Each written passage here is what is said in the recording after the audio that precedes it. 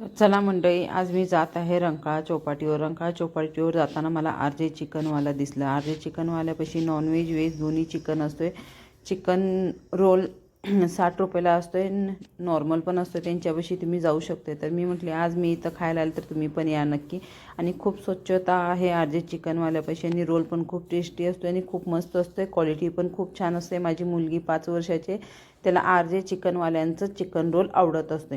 तर मेन गोष्ट इथं स्वच्छता खूप आहे. तर आपल्याला पहिला खाताना आपण बघत असतो की आपल्याला स्वच्छता लागते.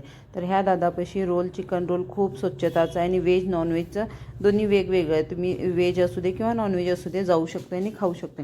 खूप छान क्वालिटी आहे. आणि प्लस दुसरी गोष्ट, प्लीज सगळ्यांना कडकडीची विनंती आहे, खाल्ल्यानंतर कुणीही ते टिश्यू पेपर असू दे किंवा काही असू दे पाण्याची बॉटल असू दे रंकाळ्यात नको टाका.